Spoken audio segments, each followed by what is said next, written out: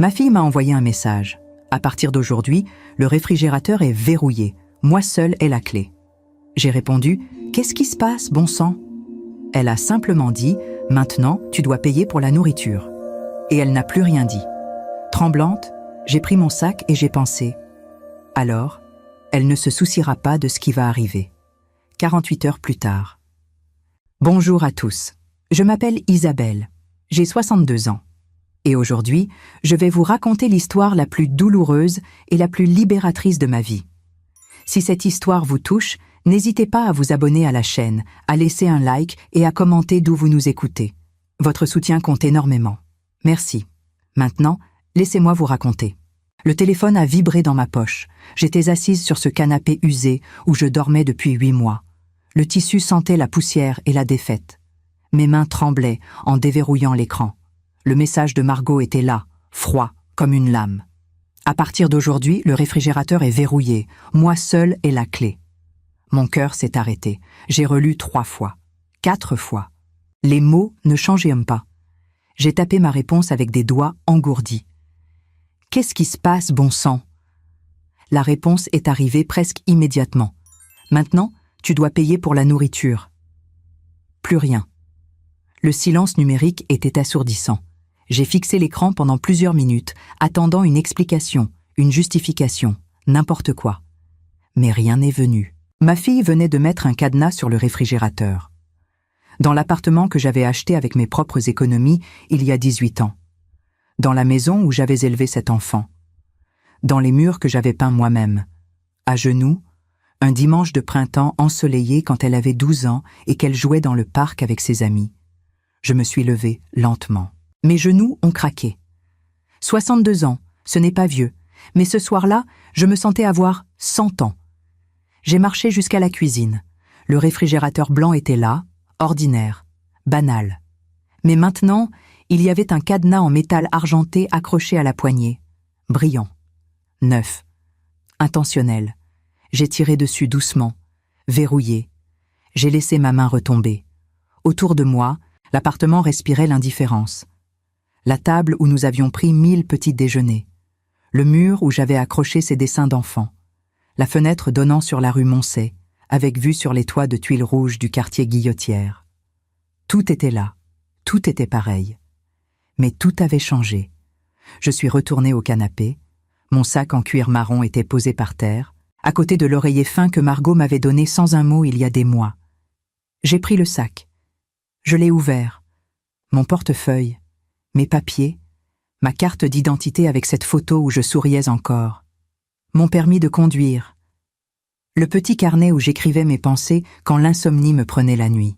Et soudain, quelque chose s'est brisé en moi, pas avec bruit, pas avec larmes, quelque chose de silencieux et de définitif, comme une corde qui cède après avoir porté trop de poids pendant trop longtemps.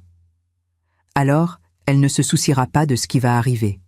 J'ai murmuré ces mots à voix haute. Ma voix était étrangement calme. J'ai regardé autour de moi une dernière fois. La chambre de Margot, porte fermée, lumière éteinte. Elle était sortie avec des amis. Elle ne rentrerait probablement pas avant minuit. Elle ne remarquerait même pas mon absence avant demain matin. Si elle la remarquait. J'ai pris mon téléphone. J'ai cherché dans mes contacts. Maître François Bernard, l'avocat qui m'avait aidé lors de l'achat de cet appartement. Un homme sérieux, compétent, discret. Je n'avais pas parlé avec lui depuis des années. Mon doigt a hésité au-dessus du numéro. Puis, j'ai appuyé. Ça a sonné 3 fois. Allô ? Maître Bernard ? C'est Isabelle Renaud ? Madame Renaud, quelle surprise ! Comment allez-vous ? Sa voix était chaleureuse, professionnelle. J'ai fermé les yeux. Pas très bien, maître. J'ai besoin de votre aide. C'est urgent. Je vous écoute. J'ai respiré profondément. Les mots sont sortis, clairs, froids, déterminés. Je veux émettre un ordre d'expulsion immédiat. L'appartement rue Moncey 47 est à mon nom. Ma fille y habite, elle. Elle ne peut plus y rester. Silence à l'autre bout, long, pesant. Madame Renaud, c'est votre fille. Vous êtes certaine ? Absolue. Elle vient de mettre un cadenas sur le réfrigérateur. Elle me demande de payer pour manger, dans ma propre maison. Un soupir. Je comprends. C'est regrettable. Très bien. Je vais préparer les documents. Voulez-vous que je m'occupe également des autres biens enregistrés à votre nom? Quels biens? Le véhicule Renault Clio. Il est toujours enregistré à votre nom d'après mes archives. Mon cœur a battu plus fort. Oui, reprenez-le. Et les paiements automatiques? Je vois que vous effectuez des virements mensuels sur son compte. J'avais oublié. Les 750 € que je transférais chaque mois discrètement.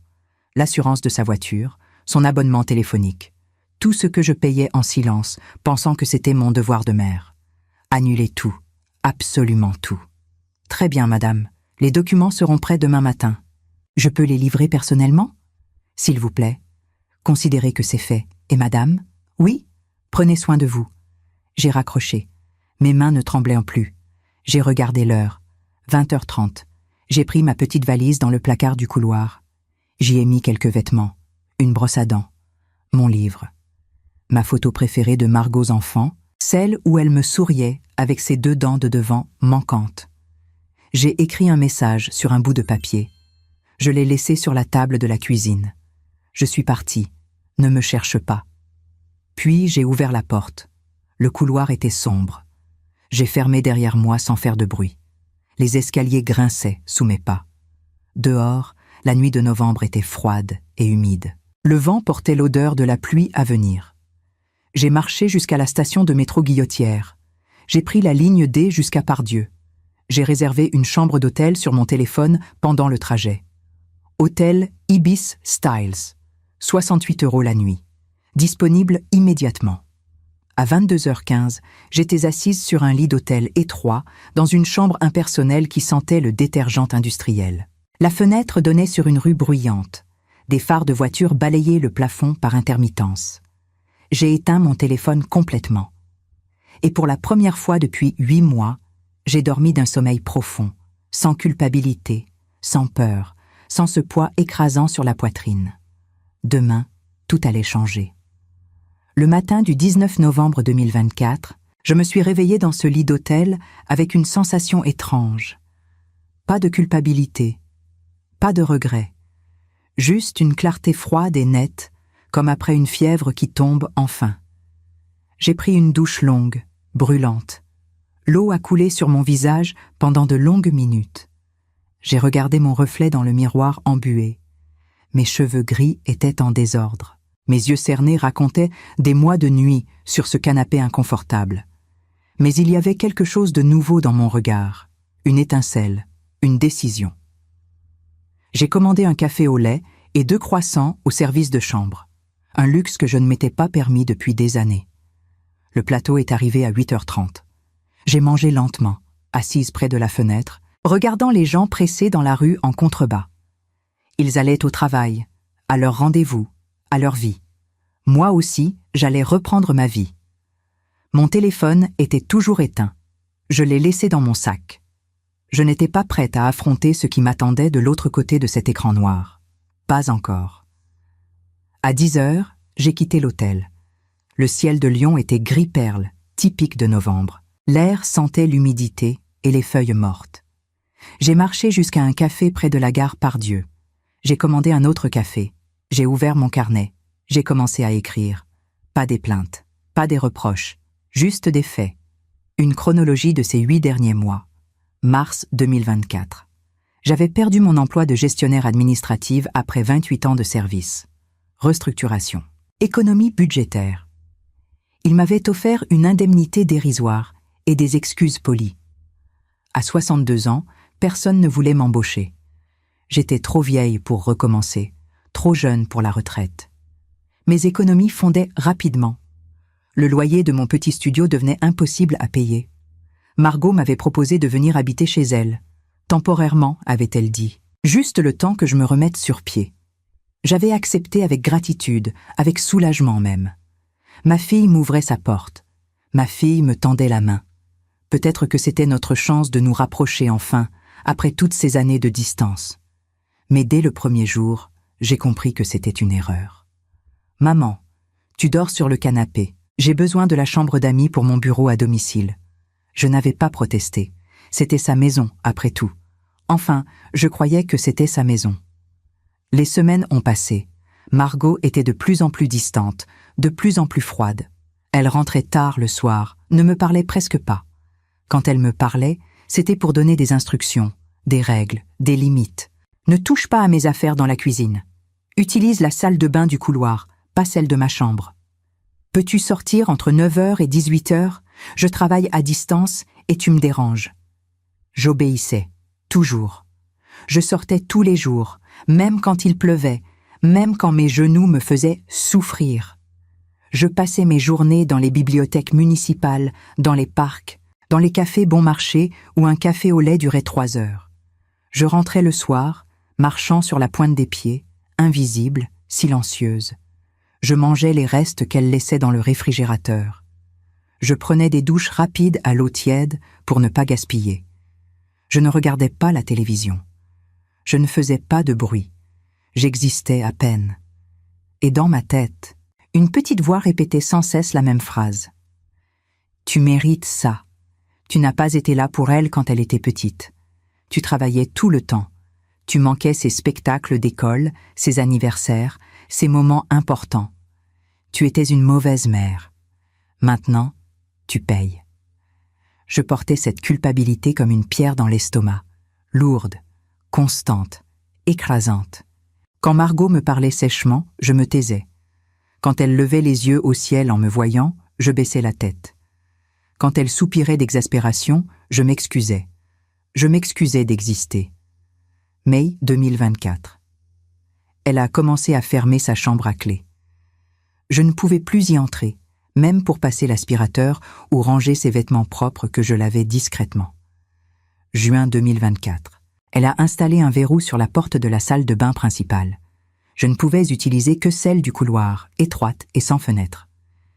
Juillet 2024. Elle a arrêté de me dire bonjour le matin. Elle sortait de sa chambre, prenait son café et partait sans un regard. Août 2024. Elle a invité son petit ami à dîner. Ils ont mangé dans la salle à manger, riant, parlant fort.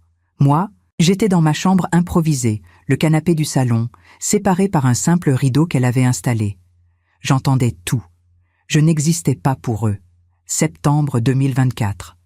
Elle a commencé à faire des remarques sur la nourriture. « Maman, c'est moi qui fais les courses. Tu pourrais au moins participer. » J'avais proposé de l'argent. Elle l'avait refusé avec mépris. « Garde ton argent. Tu en auras besoin quand tu trouveras enfin un endroit où habiter. » Octobre 2024. Elle m'a demandé de ne plus utiliser le salon pendant la journée. Elle recevait des clients pour des réunions virtuelles. Je devais rester dehors ou dans la salle de bain. Et puis, 18 novembre 2024. Le cadenas sur le réfrigérateur. Le message. La goutte qui fait déborder le vase. J'ai refermé mon carnet. J'ai bu mon café devenu froid. J'ai regardé ma montre. 11h30. Maître Bernard devait livrer les documents à Margot en ce moment même. J'ai imaginé la scène. La sonnette. Sa surprise. L'enveloppe. Son visage pâlissant en lisant. La panique. La réalisation. La chute. Pour la première fois depuis 8 mois, j'ai souri. Non pas de cruauté, pas de vengeance, mais de libération. J'avais passé ces 8 mois à m'excuser d'exister, à me faire petite, à disparaître. Maintenant, c'était elle qui allait comprendre ce que signifiait vraiment perdre quelque chose. J'ai quitté le café, j'ai marché dans les rues de Lyon, sans but précis. Le vent froid fouettait mon visage. Les feuilles mortes craquaient sous mes pas. Les vitrines des magasins brillaient de décorations précoces de Noël. La vie continuait autour de moi, indifférente, magnifique. À 14h, je suis entrée dans une agence de voyage sur la place Bellecour. Une jeune femme blonde m'a accueillie avec un sourire professionnel. « Bonjour, madame. Comment puis-je vous aider ?»« Je voudrais réserver un voyage.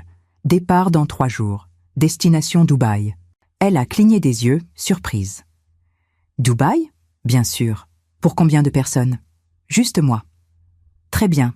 Quelle durée ? » « 1 semaine. Je veux voir les gratte-ciel, le désert, tout. » Elle a tapé sur son clavier, consultait des options, me montrait des photos brillantes d'hôtels luxueux, de plages dorées, de centres commerciaux immenses. J'ai un forfait intéressant. Vol avec Emirates, hôtel 4 étoiles près du Dubai Mall, excursion incluse. 1850 € pour 7 jours. J'ai sorti ma carte bancaire sans hésiter. Je prends.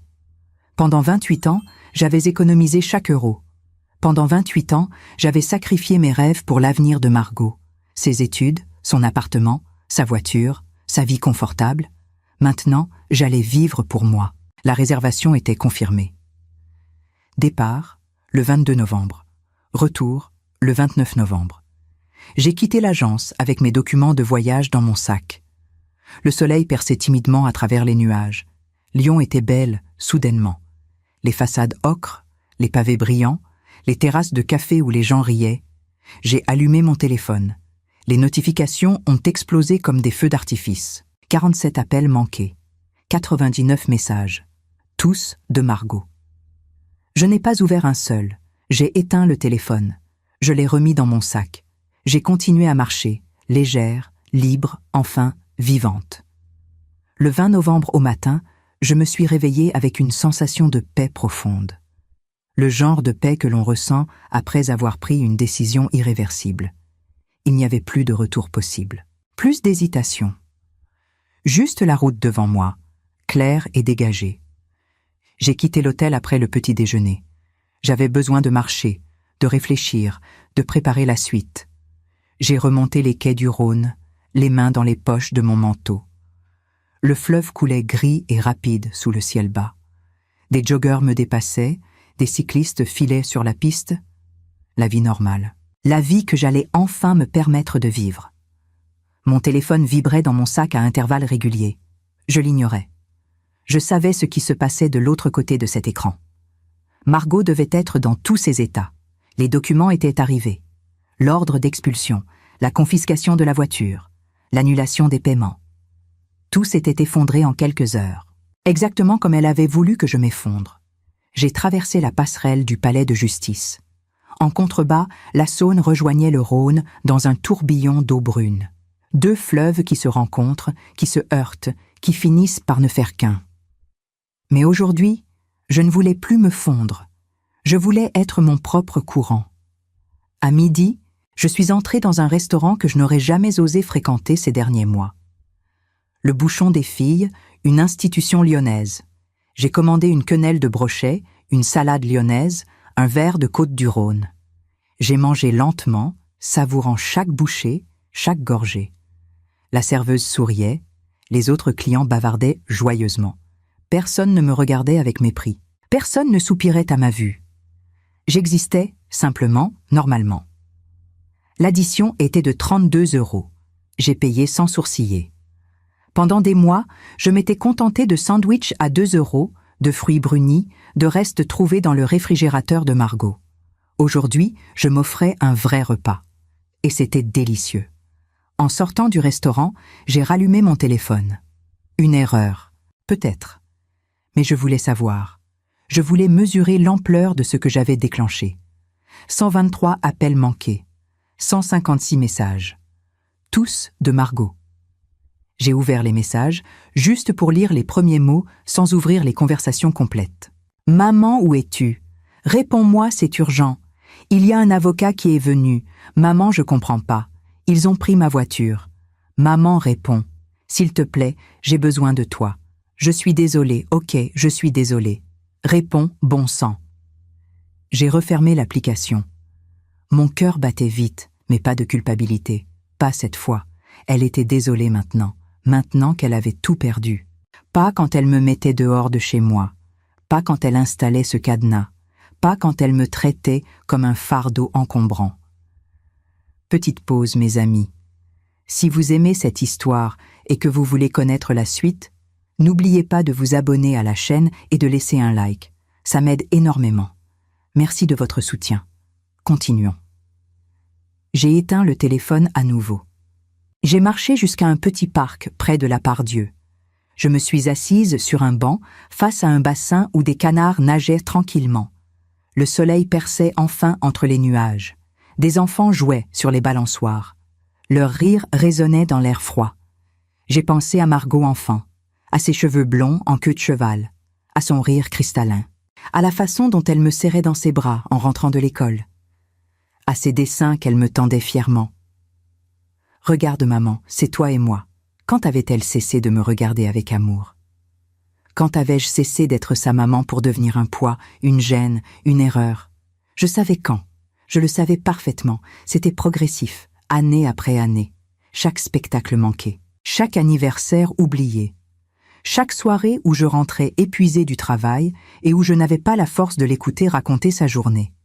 Chaque fois où je disais « Pas maintenant, chérie, maman est fatiguée ». À 12 ans, elle avait arrêté de me demander de l'attention. À 15 ans, elle me regardait avec reproche. À 18 ans, elle était partie étudier à Paris sans se retourner. Et quand elle était revenue à Lyon 5 ans plus tard, nous étions devenus des étrangères polies qui partageaient un nom de famille. J'avais essayé de me racheter. J'avais payé ses études. Je lui avais acheté une voiture. J'avais versé la compte pour cet appartement, celui qu'elle croyait avoir acheté seule. Je payais ses factures discrètement. Je faisais tout pour compenser mes absences passées. Mais l'argent ne remplace pas la présence. Les cadeaux ne remplacent pas l'amour. Et la culpabilité ne remplace pas le respect. Margot m'en voulait. Je le comprenais. Mais son ressentiment s'était transformé en cruauté. Et la cruauté, même née de la douleur, reste de la cruauté. Un enfant courait vers les canards avec du pain. Sa mère le suivait en riant, lui disant de ne pas tomber dans l'eau. L'enfant riait aussi, jetant des miettes aux oiseaux qui se précipitaient en cancanant. La mère s'est accroupie près de lui, l'a enlacé doucement. Doucement, mon cœur. Comme ça, regarde. J'ai détourné le regard.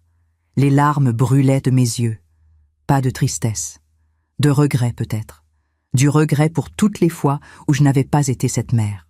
Pour toutes les fois où j'avais choisi le travail, les responsabilités, les obligations. Mais je ne pouvais pas changer le passé. Je ne pouvais que changer l'avenir. À 17 heures, je suis retournée à l'hôtel. En passant devant la réception, l'employé m'a souri. « Madame Renaud, vous avez prolongé votre séjour ?»« Oui, jusqu'au 22 novembre. »« Parfait. Passez une bonne soirée. » Dans ma chambre, j'ai ouvert mon ordinateur portable. J'ai cherché des appartements à louer. Quelque chose de petit, de simple, mais à moi. Vraiment à moi. J'ai trouvé un studio à Croix-Rousse, quartier charmant avec ses ruelles pavées et ses traboules historiques. 550 € par mois. Disponible début décembre. J'ai envoyé un email au propriétaire. Je suis intéressée. Pouvons-nous organiser une visite? La réponse est arrivée 20 minutes plus tard. Bien sûr, madame, demain 14 h. Parfait. J'ai refermé l'ordinateur. J'ai regardé par la fenêtre. La nuit tombait sur Lyon. Les réverbères s'allumaient un par un. Les voitures circulaient, phares allumés. Le monde continuait de tourner. Mon téléphone vibrait toujours. Encore et encore. Margot n'abandonnait pas. Mais moi non plus. J'ai pris une longue douche chaude. J'ai mis mon pyjama propre. Je me suis glissée sous les draps de l'hôtel, croustillant et impersonnel. J'ai fermé les yeux. Demain, je visiterai mon futur appartement. Après-demain, je partirai pour Dubaï. Je verrai le Burj Khalifa s'élever vers le ciel. Je marcherai dans le désert au coucher du soleil. Je mangerai des dattes fraîches et du houmous authentique. Je vivrai. Et Margot apprendrait ce que signifie perdre, apprendrait ce que signifie être seule, apprendrait, peut-être, ce que j'avais ressenti ces 8 derniers mois. Le cadenas sur le réfrigérateur avait été la clé de ma libération. Ironique, n'est-ce pas? Le 21 novembre, le ciel de Lyon était d'un bleu parfait, presque cruel dans sa beauté. J'ai pris le métro jusqu'à Croix-Rousse, ce quartier perché sur la colline où les artistes et les artisans vivent depuis des siècles. Les rues montaient en pente raide, pavées de pierres usées par le temps. Les façades ocre et rose respiraient l'histoire. C'était un monde différent de l'appartement étouffant de Margot. Le propriétaire m'attendait devant un immeuble étroit du 19e siècle. Monsieur Garnier, la soixantaine, cheveux gris soigneusement coiffés, lunettes rondes, il m'a serré la main avec chaleur. « Madame Renaud, enchantée. Suivez-moi, c'est au 2e étage. » Nous avons monté un escalier en colimaçon, les marches grinçant sous nos pas. L'odeur de vieux bois et de cire flottait dans l'air. Au 2e palier, il a ouvert une porte bleue délavée. Voilà, c'est petit, mais lumineux. J'ai franchi le seuil et mon cœur s'est arrêté. L'appartement était minuscule, c'est vrai. Une seule pièce avec une kitchenette dans un coin, une salle de bain étroite, une fenêtre haute qui donnait sur les toits de Lyon. Mais la lumière entrait à flot. Les murs étaient blancs, propres. Le parquet craquait doucement sous mes pieds. C'était vide, silencieux et absolument parfait. Il y a un placard ici, un radiateur qui fonctionne bien. L'eau chaude est incluse dans les charges. Je ne l'écoutais plus vraiment. Je regardais par la fenêtre. On voyait la basilique de Fourvière au loin, blanche et majestueuse sur sa colline. Les toits de tuiles s'étalaient comme une mer rouge-orange, le ciel immense au-dessus. Je le prends. Monsieur Garnier a cligné des yeux. Vous ne voulez pas réfléchir, visiter d'autres appartements? Non, je le prends. Quand puis-je emménager? Il a souri, visiblement soulagé. Le 1er décembre. Je vous envoie le bail par email ce soir. Vous devrez signer et verser le dépôt de garantie et le 1er mois. Aucun problème. Nous avons échangé nos coordonnées. J'ai quitté l'appartement en me retournant une dernière fois. Mon appartement, mon espace, mon nouveau départ. À 62 ans, je recommençais à zéro. Et pour la première fois, cela ne me faisait pas peur. Cela me donnait des ailes. En descendant les escaliers, mon téléphone a vibré. Encore. Toujours. J'ai jeté un coup d'œil. 187 appels manqués maintenant. 203 messages. Margot avait dû perdre la tête. Peut-être qu'elle commençait enfin à comprendre. Peut-être qu'elle réalisait ce qu'elle avait perdu. J'ai marché jusqu'à un café sur la place de la Croix-Rousse. J'ai commandé un chocolat chaud et un pain au raisin. Je me suis installé en terrasse malgré le froid, emmitouflé dans mon manteau. Les gens passaient, des enfants couraient, des commerçants installaient leurs étals pour le petit marché hebdomadaire. J'ai ouvert mon ordinateur. J'ai relu mes documents de voyage pour Dubaï, départ demain matin, 8h15, vol direct avec Emirates. Arrivée à 17h30, heure locale. 7 jours de liberté absolue. 7 jours où personne ne me dirait où aller, quoi faire, comment exister. Mon téléphone a sonné. Pas un message cette fois. Un appel. Margot. Son nom clignotait sur l'écran. Mon doigt a plané au-dessus du bouton rouge. Décrocher? Écouter ce qu'elle avait à dire? Lui donner une chance de s'expliquer? Non. Pas encore. J'ai décliné l'appel. J'ai bloqué son numéro temporairement. Le silence qui a suivi était assourdissant. Mon téléphone ne vibrait plus. Plus de notifications, plus de supplications, plus de panique de l'autre côté. J'ai bu mon chocolat chaud lentement. Le sucre et le cacao réchauffaient dans ma gorge. Autour de moi, la vie continuait, indifférente, magnifique. Un couple âgé marchait main dans la main.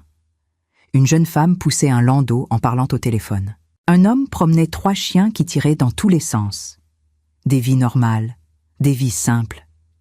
Des vies que j'avais oubliées existaient.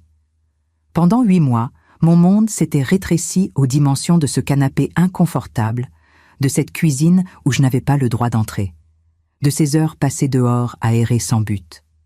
Pendant 8 mois, j'avais disparu de ma propre vie. Maintenant, je revenais, lentement, prudemment, mais je revenais. À 16h, je suis retourné à l'hôtel. J'ai fait ma valise pour Dubaï. Vêtements légers, crème solaire, appareil photo, mon livre préféré que je n'avais jamais eu le temps de finir. J'ai relu mon itinéraire. Premier jour, visite du Burj Khalifa et du Dubai Mall. Deuxième jour, safari dans le désert. Troisième jour, plage et détente. Le reste, improvisation totale. Le soir, j'ai commandé un room service. Poulet rôti, légumes grillés, une part de tarte aux pommes. J'ai mangé dans mon lit en regardant un film à la télévision. Un film stupide, romantique, prévisible. Mais j'ai ri. J'ai ri pour la première fois depuis des mois. À 22h, j'ai éteint la lumière. Demain serait un nouveau jour. Demain, je m'envolerai littéralement vers une nouvelle vie. Mais avant de m'endormir, j'ai débloqué le numéro de Margot. J'ai ouvert les messages sans les lire en détail. Juste les aperçus. Juste pour sentir le poids de ce que j'avais fait. « Maman, je t'en supplie, où est-ce que je vais dormir ? Sophie me laisse rester chez elle, mais je ne savais pas que tu payais tout. Je pensais que... S'il te plaît, parle-moi. J'ai besoin de toi. Je suis désolée. Maman. J'ai refermé l'application. J'ai posé le téléphone sur la table de nuit. Dans le noir, j'ai fixé le plafond. Les phares des voitures dessinaient des ombres mouvantes. Margot avait besoin de moi maintenant. Maintenant qu'elle n'avait plus rien. Mais où était-elle quand moi, j'avais besoin d'elle? Quand je dormais sur son canapé, invisible, inexistante. Quand je mangeais des restes comme un chien affamé.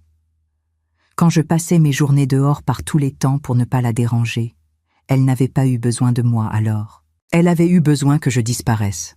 Alors maintenant, c'était mon tour de ne pas être là. Mon tour de la laisser se débrouiller seule. Mon tour de lui apprendre que les actions ont des conséquences, que la cruauté se paie, que l'amour d'une mère n'est pas infini, pas inconditionnel, pas éternel quand on le piétine assez longtemps. Le cadenas sur le réfrigérateur avait été son erreur fatale. Le symbole parfait de son mépris. Elle m'avait littéralement enfermée hors de la nourriture, hors de la vie, hors de son monde. Maintenant, c'était elle qui était enfermée dehors. Dehors de mon cœur, dehors de mon pardon, dehors de ma vie. Et les clés, cette fois, j'étais la seule à les posséder. Je me suis endormie avec cette pensée. Pas de culpabilité, pas de regret. Juste une paix froide et claire, comme de l'eau de source. Demain, Dubaï. Demain, la liberté. Demain, ma vie. Le 22 novembre au matin, je me suis réveillée à 5h30 sans avoir besoin de réveil. Mon corps savait. C'était le jour du départ. Le jour où je quitterais Lyon, la France, Margot, tout ce poids écrasant qui m'avait empêché de respirer pendant des mois. J'ai pris une douche rapide, enfilé des vêtements confortables pour le voyage. Jean noir, pull gris, basket. J'ai vérifié une dernière fois ma valise, passeport, billets d'avion, carte bancaire, médicaments. Tout était là. Mon cœur battait vite, mais pas d'anxiété, d'excitation, d'impatience. Le taxi est arrivé à 6h15 devant l'hôtel. Le chauffeur, un homme d'une 50aine d'années au visage fatigué, a chargé ma valise dans le coffre. Aéroport Saint-Exupéry? Oui. Terminal 1, s'il vous plaît. Nous avons roulé dans les rues encore endormies de Lyon. Les réverbères diffusaient une lumière orange pâle. Quelques boulangeries commençaient à s'illuminer, prêtes pour la journée. L'odeur du pain frais traversait les fenêtres fermées de la voiture.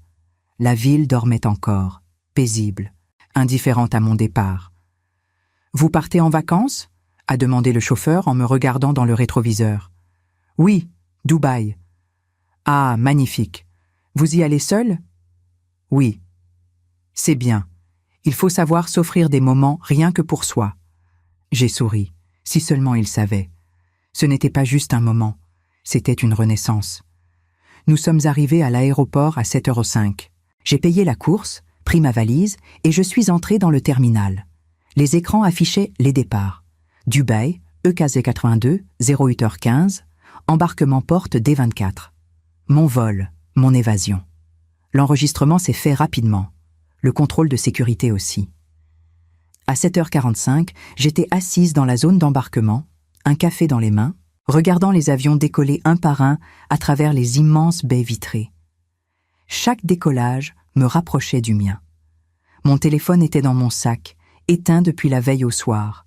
Je ne voulais pas le rallumer. Je ne voulais pas voir les messages, les appels, les supplications. Pas maintenant, pas encore. À 8h, l'annonce a retenti. Embarquement immédiat pour le vol Emirates EK042 à destination de Dubaï. Les passagers sont priés de se présenter porte des 24. Je me suis levée. J'ai présenté ma carte d'embarquement. J'ai marché dans la passerelle qui menait à l'avion. L'Airbus A380 était immense, majestueux. J'ai trouvé mon siège, 32F, côté hublot. J'ai rangé mon sac dans le compartiment au-dessus de ma tête. Je me suis installée, attachant ma ceinture. Autour de moi, des familles s'installaient. Des couples riaient. Des hommes d'affaires consultaient leurs ordinateurs. Un enfant pleurait quelques rangées derrière. La vie normale. La vie des gens qui partent en voyage, légers, heureux, sans bagages émotionnels écrasants. L'avion a commencé à rouler sur le tarmac. Mon cœur battait de plus en plus fort. Les moteurs ont rugi. L'accélération m'a plaqué contre mon siège. Et puis, soudain, la légèreté. L'avion a décollé. Le sol s'est éloigné. Lyon est devenue petite, puis minuscule, puis invisible sous les nuages. Je volais, littéralement et métaphoriquement. J'ai fermé les yeux. Les larmes coulaient, mais ce n'était pas de tristesse, c'était de soulagement, de libération, de quelque chose que je n'arrivais pas à nommer, mais qui ressemblait à de l'espoir. Le vol a duré 6 heures et 15 minutes. J'ai regardé 3 films. J'ai mangé le repas servi par l'hôtesse de l'air, poulet en sauce, riz, salade, dessert au chocolat. J'ai bu un verre de vin blanc. J'ai lu quelques chapitres de mon livre. J'ai dormi 1 heure, la tête contre le hublot. Et pendant ces 6 heures, Margot n'existait pas. Lyon n'existait pas. Le cadenas sur le réfrigérateur n'existait pas. Il n'y avait que moi, suspendu entre 2 mondes, entre 2 vies. À 17h30, heure locale, l'avion a atterri à l'aéroport international de Dubaï. La chaleur m'a frappé dès la sortie de l'avion, même à l'intérieur du terminal climatisé. Une chaleur sèche, différente, prometteuse. J'ai récupéré ma valise, passé la douane. Le douanier a tamponné mon passeport sans un mot. Bienvenue aux Émirats arabes unis. Le taxi m'a conduite jusqu'à mon hôtel, le Rove Downtown. Un hôtel moderne, design, propre. Ma chambre au 10e étage donnait sur le Burj Khalifa qui s'élevait vers le ciel comme une flèche géante de verre et d'acier. La vue était irréelle. J'ai posé ma valise, ouvert les rideaux en grand, et je suis resté là, debout devant la fenêtre, à regarder cette ville qui brillait de 1000 feux sous le soleil couchant. C'était le 22 novembre 2024. J'avais 62 ans. Et pour la première fois de ma vie, je me sentais libre. J'ai pris une douche, changé de vêtements. J'ai enfilé une robe légère que je n'avais pas portée depuis des années. J'ai attaché mes cheveux. J'ai mis un peu de rouge à lèvres. Je me suis regardée dans le miroir. La femme qui me fixait n'était plus celle qui dormait sur un canapé, invisible, effacée. C'était une femme qui existait. Une femme qui avait pris une décision difficile et qui l'assumait. Je suis sortie de l'hôtel. La nuit tombait sur Dubaï. Les lumières de la ville s'allumaient une par une. Les gratte-ciels scintillaient. Les voitures de luxe glissaient silencieusement sur les larges avenues. Des touristes se promenaient, des couples se prenaient en photo, des enfants couraient en riant. J'ai marché jusqu'au Dubai Mall. L'immensité m'a coupé le souffle. Des centaines de boutiques, des restaurants, un aquarium géant, une patinoire, des fontaines musicales dehors qui dansaient au rythme de la musique. C'était trop. C'était fou. C'était magnifique. J'ai mangé dans un restaurant libanais. Houmous, falafel, taboulé, pain pita chaud. Les saveurs explosaient dans ma bouche. La serveuse souriait. La musique orientale jouait en fond. J'étais seule à ma table, mais je ne me sentais pas seule. Je me sentais présente. Après le dîner, je suis sortie voir les fontaines. Des centaines de personnes étaient rassemblées autour du bassin. La musique a commencé. Les jets d'eau se sont élevés, dansant, tourbillonnant, changeant de couleur. Bleu, rouge, or, blanc. C'était hypnotique, magnifique. J'ai filmé avec mon téléphone que j'avais rallumé juste pour ce moment. Et puis, une notification. Puis 2, puis 10, puis 20. Le téléphone vibrait sans s'arrêter. Les messages de Margot continuaient d'arriver, même à des milliers de kilomètres de distance. J'ai éteint le téléphone à nouveau. J'ai regardé les fontaines danser. J'ai respiré l'air chaud de la nuit. J'ai écouté les rires autour de moi. Margot pouvait attendre. Le monde pouvait attendre. Pour l'instant, c'était mon moment, mon temps, ma vie. Je suis rentrée à l'hôtel vers 23 heures. Je me suis couchée dans les draps propres et frais. J'ai regardé le plafond. Le silence était absolu, juste le ronronnement discret de la climatisation. Demain, le désert. Demain, le safari. Demain, encore plus de liberté. Mais ce soir, juste dormir. Dormir sans culpabilité, sans peur, sans ce poids sur la poitrine. Pour la première fois depuis des mois, j'ai dormi d'un sommeil profond, sans rêve, sans cauchemar.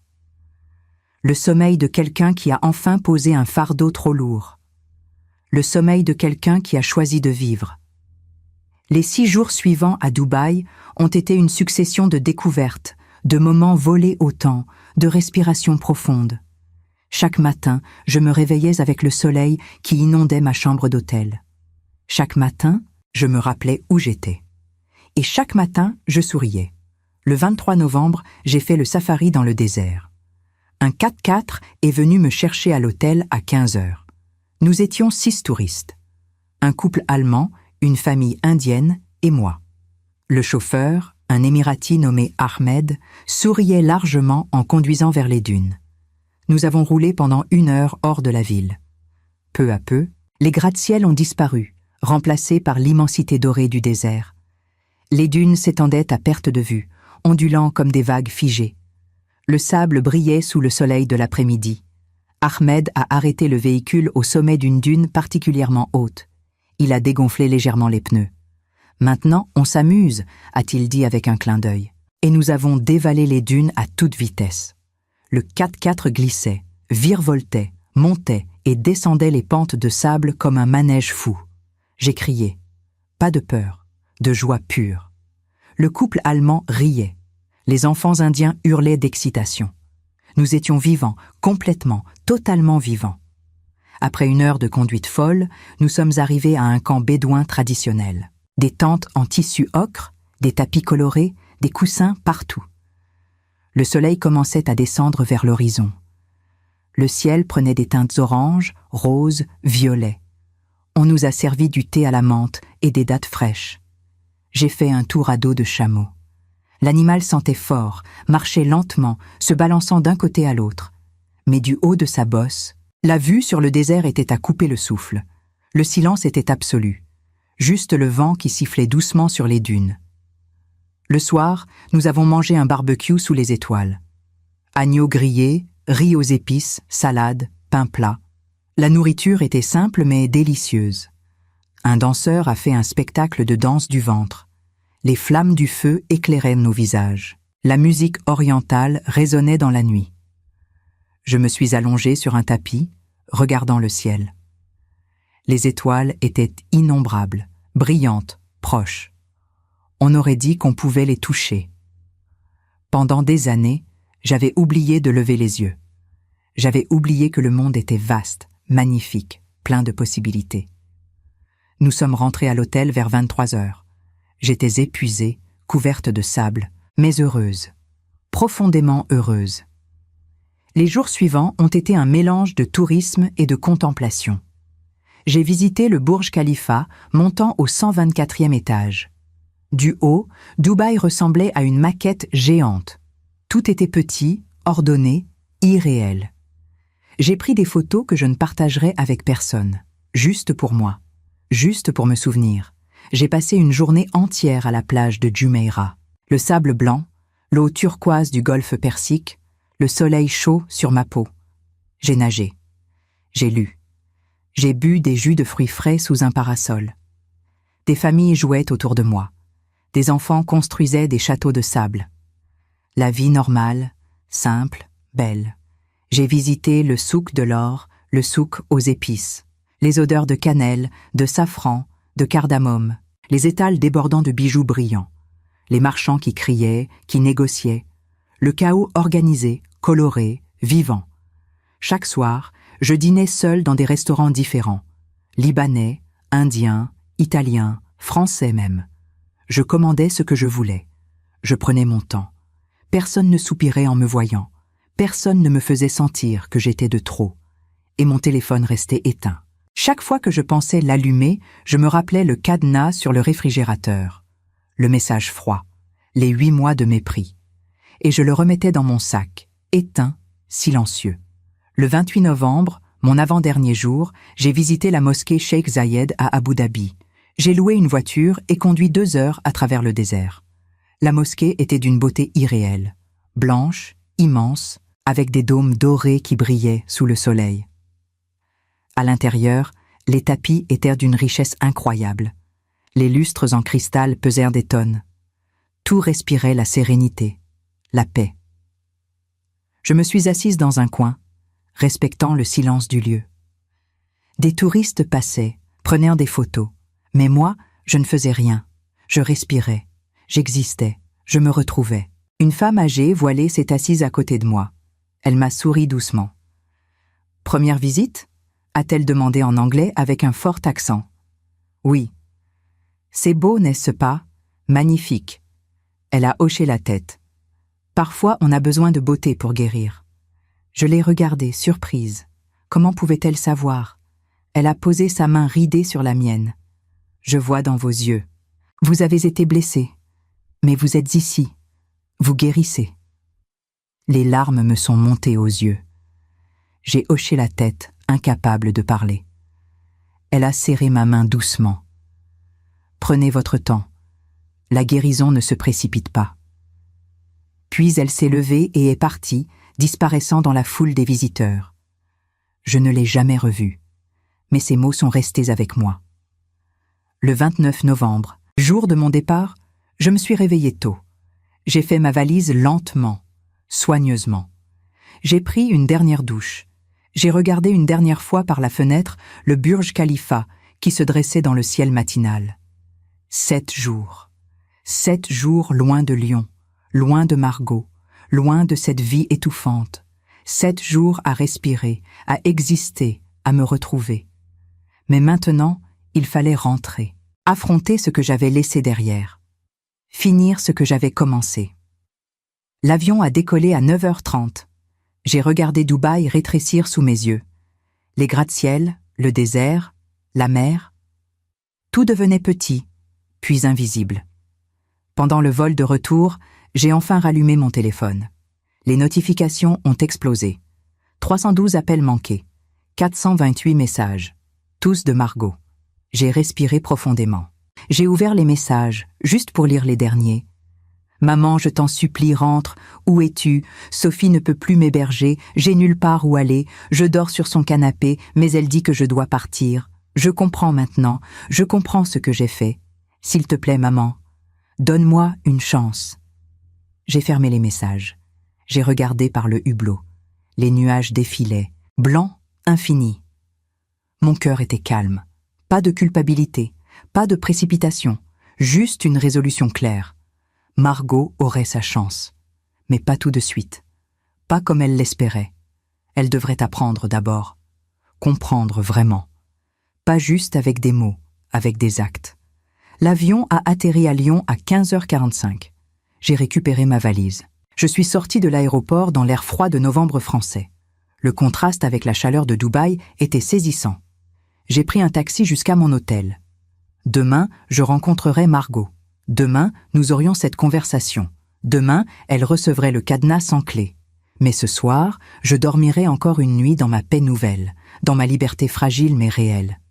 Ce soir, j'étais encore juste Isabelle, pas la mère, pas la victime, juste moi. Le 30 novembre au matin, je me suis réveillée avec un nœud dans l'estomac. Aujourd'hui, j'allais revoir Margot. Aujourd'hui, j'allais lui parler pour la première fois depuis 12 jours. 12 jours qui m'avaient transformée, qui m'avaient rendue plus forte, mais qui m'avaient aussi laissé une cicatrice encore sensible. J'ai pris mon temps pour me préparer.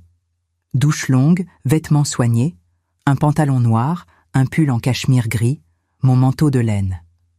J'ai attaché mes cheveux en chignon. J'ai mis un peu de maquillage. Je voulais avoir l'air forte, digne, maîtresse de moi-même. À 10h, j'ai envoyé un message à Margot, le premier depuis le cadenas. On se voit aujourd'hui. 14h, café comptoir Abel, Vieux-Lyon. Ne sois pas en retard. La réponse est arrivée en moins de 30 secondes. Oui, maman, merci, je serai là, promis. J'ai éteint le téléphone. J'avais 4 heures devant moi. J'ai quitté l'hôtel et je suis allée me promener dans les rues de Lyon. Le ciel était gris, typique de fin novembre. Les décorations de Noël commençaient à apparaître dans les vitrines. Des guirlandes lumineuses, des sapins artificiels, des étoiles dorées. Le monde se préparait aux fêtes pendant que moi, je me préparais à une confrontation. J'ai marché le long de la Saône. Les péniches étaient amarrées le long des quais. L'eau coulait lentement, grise et froide. Quelques joggeurs couraient, malgré le froid. La vie normale continuait autour de moi, indifférente à mon drame personnel. À 13h30, j'ai pris le métro jusqu'au Vieux Lyon. Le quartier historique avec ses traboules, ses façades Renaissance, ses restaurants traditionnels. J'ai marché jusqu'au Café Comptoir Abel, une institution lyonnaise depuis 1928. Boiserie sombre, nappes à carreaux rouges et blancs, ambiance authentique de bouchon lyonnais. Je suis arrivé en avance. J'ai choisi une table dans le fond, près de la fenêtre. J'ai commandé un café. J'ai regardé ma montre. 13h45. 15 minutes. Mon cœur battait vite. Mes mains tremblaient légèrement. J'ai respiré profondément. J'avais répété ce que j'allais dire. J'avais préparé mes mots, mes phrases. Mais maintenant que le moment approchait, je me sentais moins sûre. À 13h58, la porte du café s'est ouverte. Margot est entrée. Je l'ai à peine reconnue. Ses cheveux blonds étaient ternes, mal coiffés. Son visage était pâle, creusé. Des cernes violettes sous ses yeux. Elle portait un jean froissé, un pull qui avait connu des jours meilleurs, une veste trop fine pour la saison. Elle ressemblait à une version diminuée d'elle-même. Nos regards se sont croisés. Elle s'est figée. Puis elle a marché vers moi, lentement, comme si elle avait peur que je disparaisse. « Maman !» Sa voix était cassée, enrouée. Elle s'est assise en face de moi. Ses mains tremblaient. Elle ne savait pas où les mettre. « Bonjour Margot !» Ma voix était calme, neutre. Je ne voulais pas montrer d'émotion. Pas encore. « Maman, je suis tellement désolée. Je ne savais pas. Arrête. » Elle s'est tue immédiatement. Ses yeux étaient remplis de larmes. « Laisse-moi parler d'abord. » Elle a hoché la tête, mordant sa lèvre inférieure comme elle le faisait enfant quand elle avait peur. J'ai respiré profondément. Les mots que j'avais répétés sont venus, clairs, précis. Pendant des années, je me suis culpabilisée de ne pas avoir été la mère parfaite. J'ai travaillé trop. J'ai manqué des moments importants de ta vie. Je n'étais pas là quand tu avais besoin de moi. Je le sais. Je l'ai toujours su. Et cette culpabilité, je l'ai portée comme une pierre dans mon cœur. Margot pleurait silencieusement. Les larmes coulaient sur ses joues. Quand tu m'as proposé de venir vivre chez toi, j'ai cru que c'était une chance de me racheter, une chance de te montrer que je t'aimais, que je regrettais. Alors j'ai accepté toutes tes règles, toutes tes humiliations. Je dormais sur le canapé. Je ne pouvais pas utiliser ta salle de bain. Je devais sortir toute la journée pour ne pas te déranger. Je mangeais tes restes. Je vivais comme une invitée indésirable dans ma propre maison. Maman, Non, tais-toi. J'ai dit que je parlais d'abord. Elle s'est tue, la tête baissée. J'ai accepté tout ça parce que je pensais que je le méritais, que c'était ma punition pour avoir été absente. Mais le cadenas sur le réfrigérateur. Ma voix s'est brisée légèrement. J'ai repris. Le cadenas sur le réfrigérateur, Margot, ce n'était pas de la colère. Ce n'était pas du ressentiment. C'était de la cruauté pure.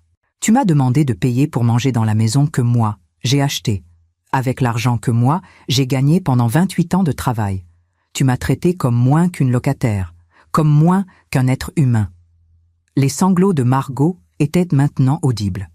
La serveuse nous a regardés, inquiète, mais je lui ai fait signe que tout allait bien. Et tu sais ce qui est le plus douloureux? Ce n'est pas que tu m'aies fait ça, c'est que tu ne savais même pas. Tu ne savais pas que je payais tout.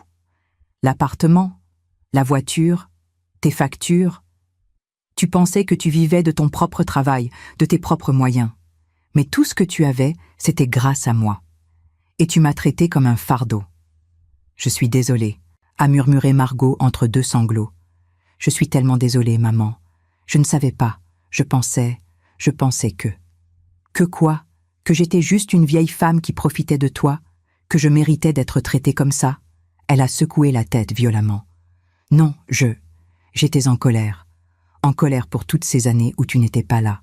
En colère parce que j'avais besoin de toi, enfant, et tu travaillais tout le temps. En colère parce que je me sentais abandonnée. Et quand tu es venu vivre chez moi, toute cette colère, je l'ai déversée sur toi. Je voulais que tu souffres comme j'avais souffert.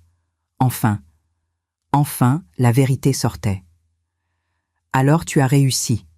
J'ai dit calmement. J'ai souffert. Énormément. Mais tu sais quoi? Cette souffrance m'a appris quelque chose. Elle a levé les yeux vers moi, rouge, gonflé.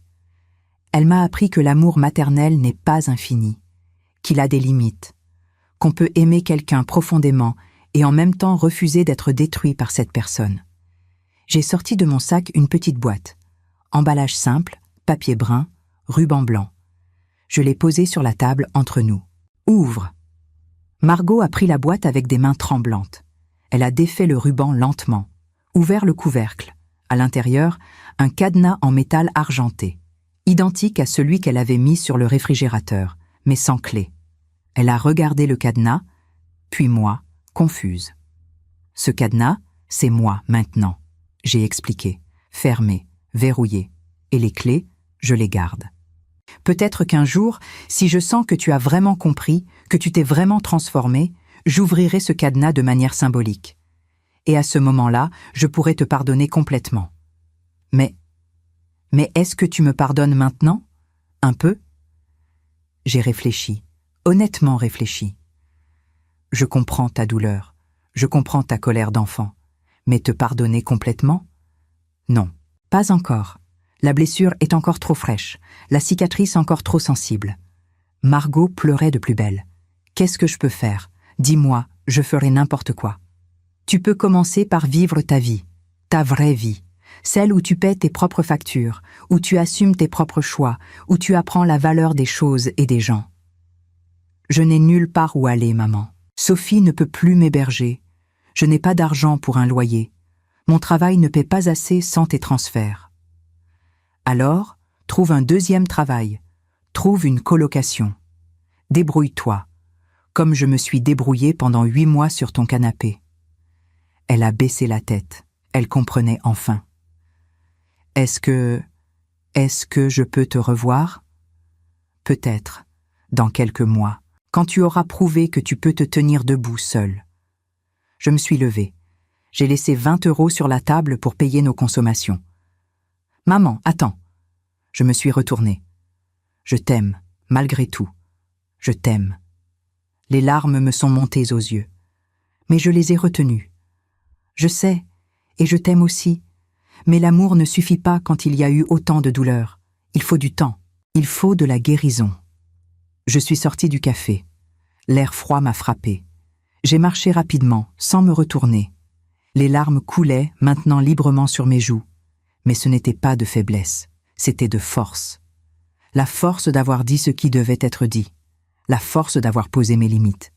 Le cadenas était entre ses mains maintenant, sans clé, exactement comme elle m'avait laissé, sans accès, sans porte d'entrée. Maintenant, elle comprendrait. Le 1er décembre 2024, je suis entrée dans mon nouvel appartement à Croix-Rousse. Mon appartement, mes clés, mon espace, mes murs blancs qui attendaient d'être décorés, mon parquet qui craquait doucement sous mes pas, ma fenêtre qui donnait sur les toits de Lyon et la basilique de Fourvière au loin. J'ai posé ma valise au milieu de la pièce vide. J'ai ouvert les rideaux en grand. La lumière de décembre, pâle mais présente, inondait l'espace. J'ai respiré profondément. Ça sentait le propre, le neuf, le possible. Les jours suivants ont été consacrés à l'installation.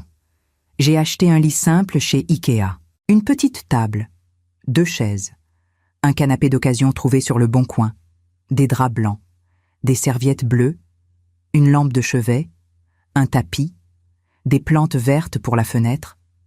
Rien de luxueux, rien d'extravagant, mais tout était à moi. Vraiment à moi. Chaque soir, je m'asseyais près de la fenêtre avec une tasse de thé.